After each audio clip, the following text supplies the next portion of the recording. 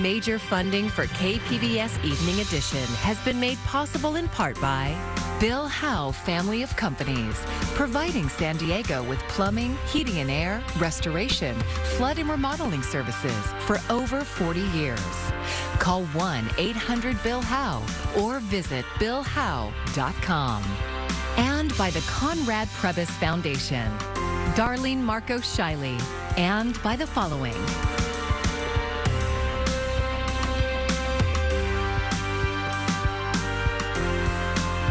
And by viewers like you. Thank you.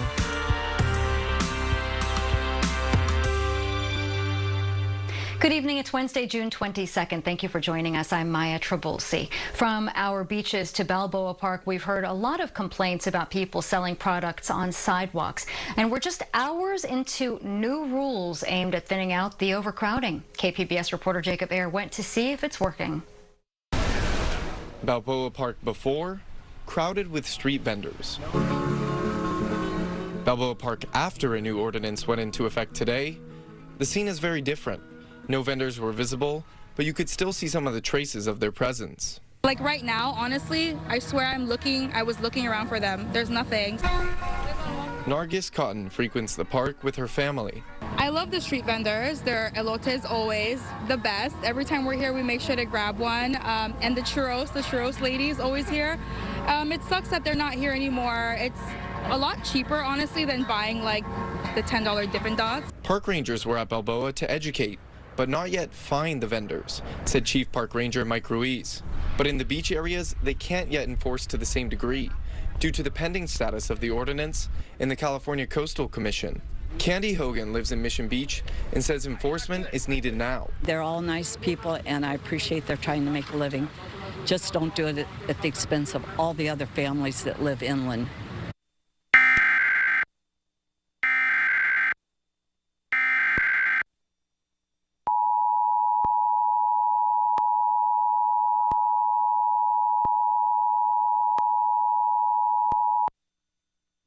Severe thunderstorm warning for the following counties in California, Riverside, and San Diego. The National Weather Service in San Diego has issued a severe thunderstorm warning for Riverside County in Southern California, Northeastern San Diego County in Southwestern California until 6 p.m. PDT. At 4:59 p.m. PDT, a severe thunderstorm was located over Highway 78 between Borrego Springs Road and El Cotillo Wells, moving north at 25 miles per hour. Hazard, 60 miles per hour wind gusts and frequent lightning strikes. Source, radar indicated. Impact, expects damage to roofs, siding, and trees. Locations impacted include Highway 78 between Borrego Springs Road and El Cotillo Wells, Borrego Springs, Highway 78 between S2 and Borrego Springs Road, Highway S22 between Borrego Springs and Imperial County Line, El Cotillo Wells, Thermal, La Quinta, Mecca, El Cotillo Wells Vehicular Wreck Area, and Santa Rosa Mountain. Repeating, a severe thunderstorm warning has been issued until 6 p.m. PDT for the following counties in California, Riverside, and San Diego.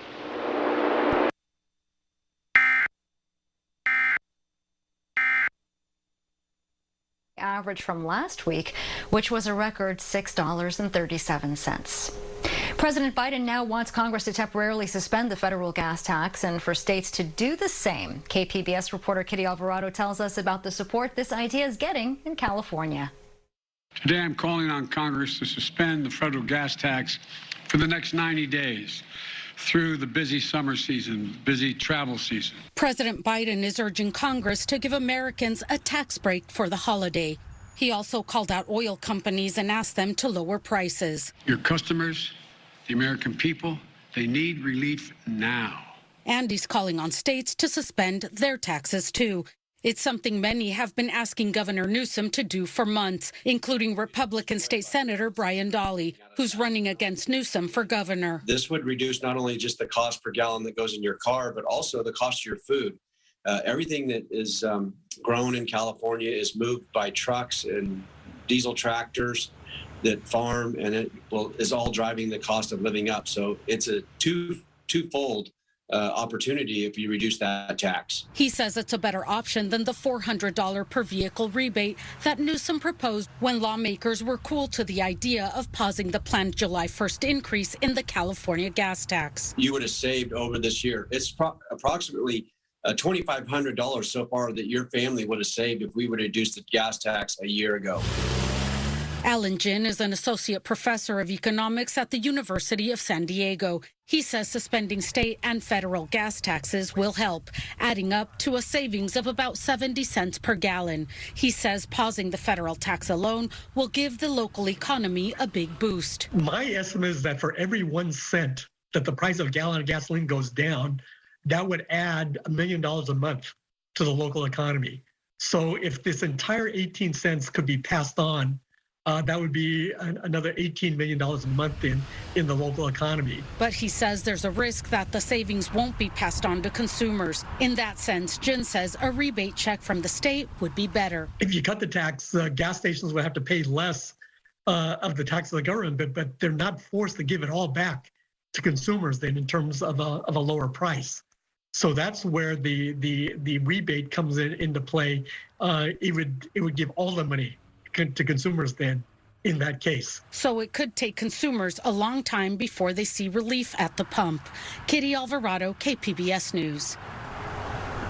A bipartisan group of senators has reached what's being called a landmark compromise on gun safety, and it comes as grief-stricken parents in Uvalde are still coming to grips on the failure there to protect their children. Reporter Mike Valerio with more on that and what's in the gun deal. Uvalde parents once paralyzed by grief, now animated by anger and disbelief. I just don't get how you can hear these kids, crying and asking for help.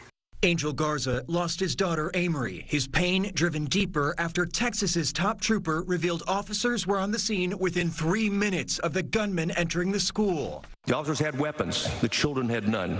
The officers had body armor, the children had none.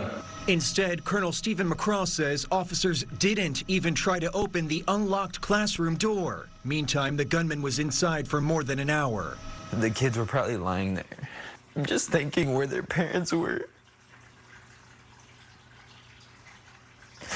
And we were right outside. And the motion is agreed to. From the outrage to a breakthrough on Capitol Hill. A gun safety bill that can be described with 3 words: common sense, bipartisan, life-saving.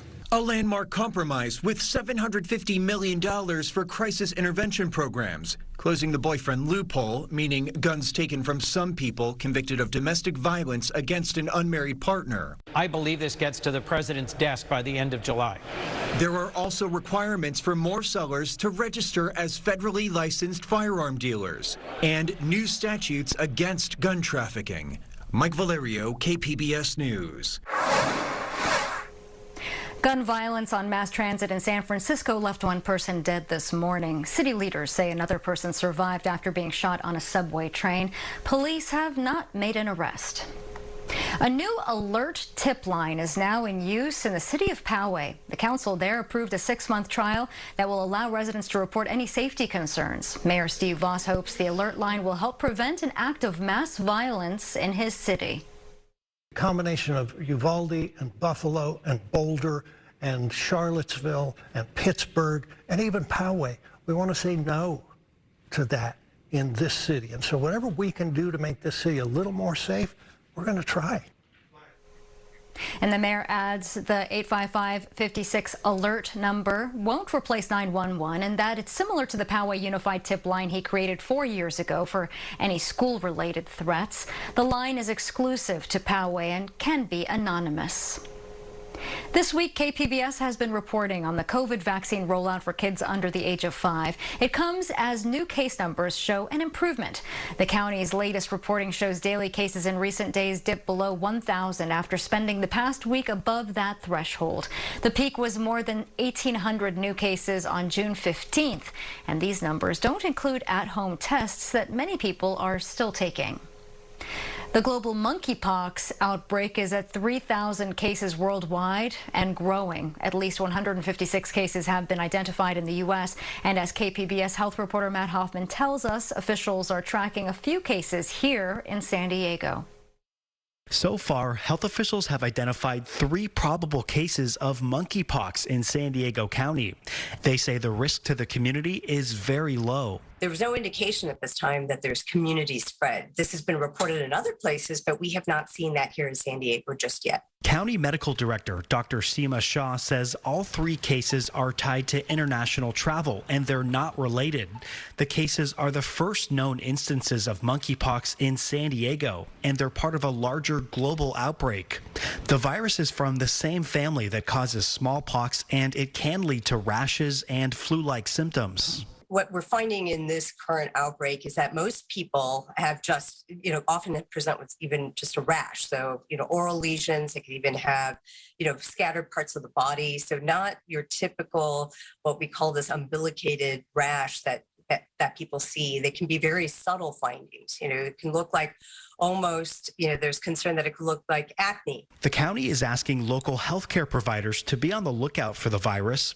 CDC officials say it's a much more difficult disease to transmit compared to COVID-19. It requires close physical contact. Touching someone who has active lesions or some of the bodily fluids, or there's really very basically intimate type contact, whether that's physical contact or sexual contact. No one has needed to be hospitalized in San Diego. Officials say early detection is key. Then we can do proper contact tracing and help prevent disease in those who were exposed. Infectious disease specialist Dr. Francesca Torriani from UC San Diego Health says the monkeypox strain we're seeing is less severe. All of the strains in this very large monkeypox outbreak in the world are from West Africa. There's 2 circulating strains, but this is the milder transmission of the disease. It's the milder form of the disease. Monkeypox systems can last up to 4 weeks. The CDC says prior vaccination against smallpox may provide protection. County officials are updating the local situation every Friday. Matt Hoffman, KPBS News. One of the most popular e-cigarettes on the market might soon be pulled from stores. The Wall Street Journal reports the FDA could make an announcement as soon as today. Juul has received criticism in recent years from health experts who say the product is an entry point to smoking for teens. The company stopped selling flavored e-cigarettes in 2019, shortly before the FDA banned the products. I'm Judy Woodruff. Tonight on the NewsHour, President Biden asked Congress to suspend the federal gas tax to curb rising prices. Coming up at 7 after Evening Edition on KPBS.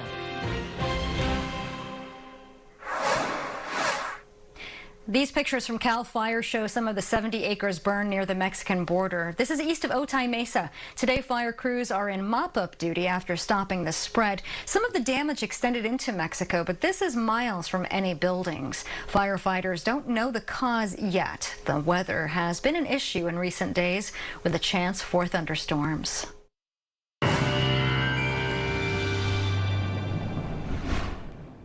We've had some clouds and showers and even a few isolated thunderstorms across much of the Southwest, even into Southern California. Good news is we will continue to see some drying through our Thursday. However, we can't rule out a possible shower across the mountain or the deserts throughout the day on Thursday. It does turn drier conditions become more stable, especially as we enter the weekend on Friday and even for Saturday. So for today, this is the setup that we've had. It's been comfortable across the Great Basin. We have still been dealing with some pretty heavy rain showers across the Four Corners, especially New Mexico. And here's that weak little eddy that we've been watching. That coastal low that has brought some windy conditions to some areas and some cooler temps right at the coast, but it's also brought some cloudy conditions with that thick marine layer. So notice temperatures tonight, 67, not a lot of cooling. Even further inland, you'll still have temperatures around 61 in Ramona, Mount Laguna dropping down to about 65. So we start to see things change up here. We still have the spotty showers, this moist flow. It does weaken across the Four Corners. Notice it's very hot across the Sierra Nevada, but it will still be weak with that onshore flow, and it will still keep with the clouds across the area for your Thursday, even across across San Diego. You might get a little bit of sunshine as we go on throughout the afternoon hours and get some clearing. That should warm you up a little bit to around 76 El Cajon, 92 Ramona, 94 Borrego Springs, triple digits 108. This is what you can expect for your 5-day outlook at the coast. Temperatures will remain steady just like they will at the coast. They will also remain pretty steady into those upper 80s. We don't start to see some lower 90s back in the picture until we head to Sunday. So this is still going to be inland, and then of course into some higher elevations across the mountains. It's slightly cooler, but look at the huge jump up in temperature that we see with a big warming trend, especially on Monday, 92 degrees across the desert, triple-digit heat all the way through next Monday. For KPBS News, I'm meteorologist Michelle Rotella. Part of California's Central Coast will be closed the rest of the week after a shark attack. It happened this morning in the city of Pacific Grove near Monterey.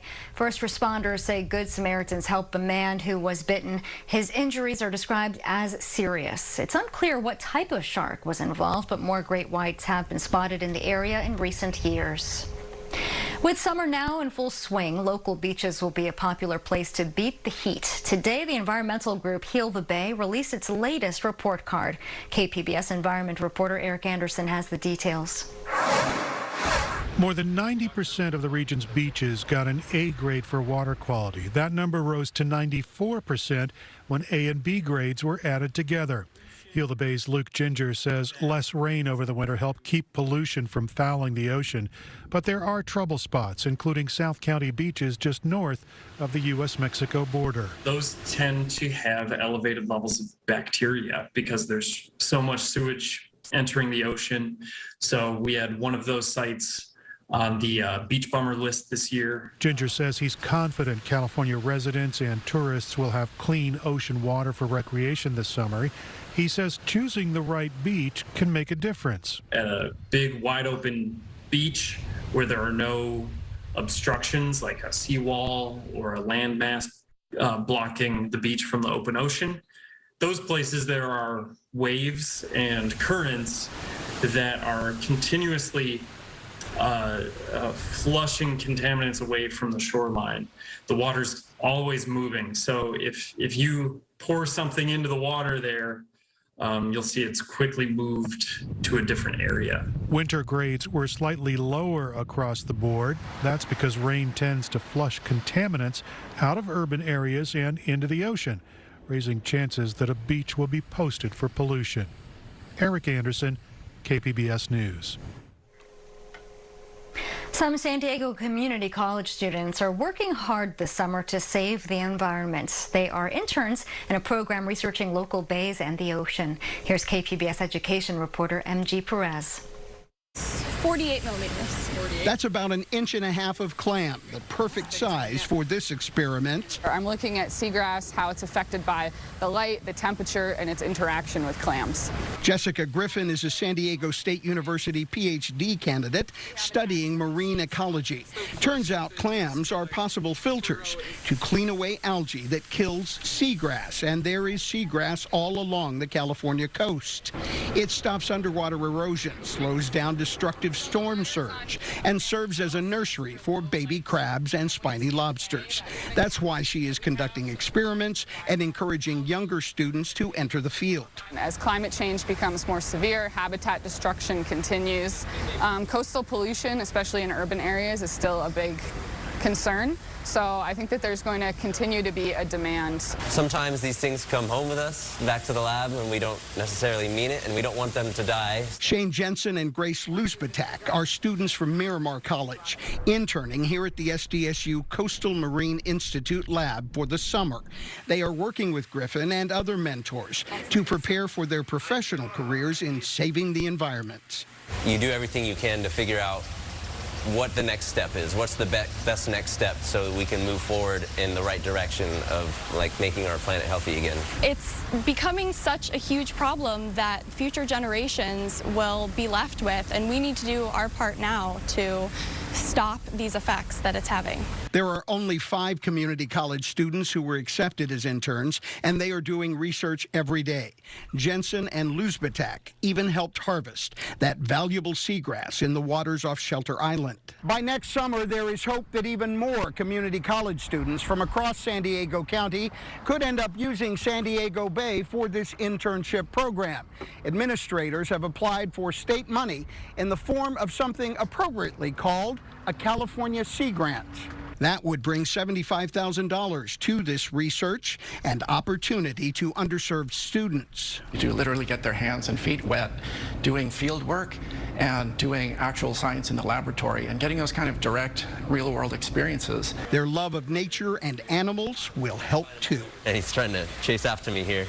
MG Perez, KPBS News. Scientists at UC San Diego are leading what they call the biggest community science project ever on animal communication. Dogs are touching buttons on soundboards with their paws or their nose, allowing them to communicate to humans. Words, thoughts, maybe even sentences. KPBS SciTech reporter Thomas Fudge has the story. A June colloquium at UC San Diego was held to recognize the Community Science Project on animal cognition. The event was catered, but not with any dog food. Too bad for Oski and Mila, who you could argue were guests of honor. Taylor Arco is the owner of Mila, who has a lot to say. She uses attention words like scritches or love you a lot. And she also likes to ask for walk, and she never lets us forget when it's time to eat. So eat. Arco is talking about the buttons her dog Mila pushes on a soundboard on the floor to tell humans what's on her mind. The soundboard has an array of buttons set into plastic tiles that owners can arrange however they want. When pushed, the buttons say things like play, outside, eat, and scritches, which are scratchy caresses that dogs like. Mila is a husky collie mix who Taylor says uses 31 words. She has about 240,000 followers on Instagram. So our goal was never to hit a certain word count or a certain number of followers. Our goal was just to improve her quality of life. So we only add buttons that we think she's really going to use on like a daily basis and things that are going to benefit her. So long as she has a need to communicate or a need for a new word, we'll continue. Arco is one of 1,200 people in 47 countries expected to provide data about their dog's ability to communicate. This science project is led by UC San Diego cognitive scientist Federico Rossano. He says studying cognition in animals helps us understand what is uniquely human thinking and what is shared with other creatures. And giving dogs a talking soundboard? We try to see whether A, they can learn symbols, like human children, for example, could. And B, once you teach them this, what kind of use do they make of these tools, basically? So do you start seeing things like what a child would do, which is once you get to 40, 50 words, you start putting them together into sentences. Can dogs form sentences? Based on the evidence he's seen so far, Rossano gives a qualified yes. It's his working hypothesis. So, for example, Bunny, the most famous participant in our study, would say things like, dog, want, cat, down. To basically say, I want the cat that is sitting up there to calm down. And so we'll literally just push all these buttons one after the other. Bunny, the famous talking dog. She's a sheepadoodle in Washington state with millions of TikTok followers. In one very well-known video, Bunny tells her owner something is wrong. She presses the buttons for mad and then ouch. Where's your ouch? Bunny responds by pressing the button that says paw. In your paw? Let me see your paw. Then her owner finds a small wooden spike of a foxtail stuck in Bunny's left paw. Rossano says there's a risk in studying animal intelligence, and that's overinterpretation, which means seeing what you want to see in an animal's behavior. Leo Trottier is CEO of Fluent Pet, the company that makes the soundboards Bunny and many other dogs use. Speaking of overinterpretation, Trottier cites the famous example of Hans the horse, who people thought could do math. You'd ask him, what's 3 + 7? And he'd stamp his foot 10 times. People soon realized that his owner or the audience would exhale or adopt a satisfied expression when Hans reached the correct answer. That led to a thing that's called the clever Hans effect, where it's animals pay attention to subtle cues that we might not even recognize that we're giving off in order to provide us with the answers that we might want to see. Rosano says answers to overinterpretation rely on more data and careful analysis. For example, he says dogs have to be able to repeat the same request if they see the human doesn't respond the first time. He adds that this research could lead to benefits for dogs and for humans. What if a dog that works in law enforcement could inspect luggage and tell you, smell gun or smell bomb? One of the dog owners in the UC San Diego study, Allie Strauss, said she wishes her dog, Oski, could do what Bunny does and tell her when it hurts. To get him to press ouch or press help or press hurt, sad, Right. Just because it would be really nice for him. I don't want him to suffer. I don't want him to be in pain. Relationship with dogs to a whole new level.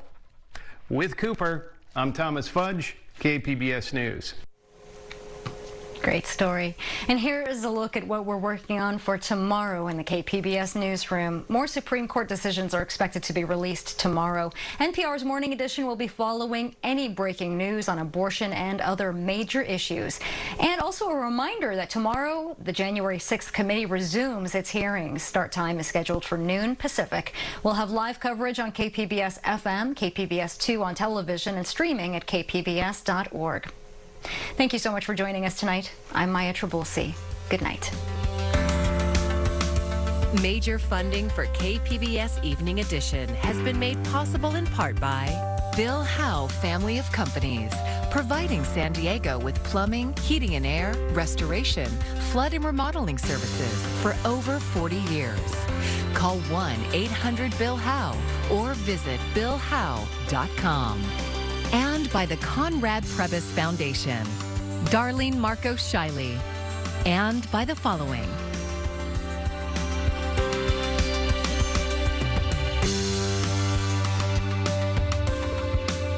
And by viewers like you. Thank you.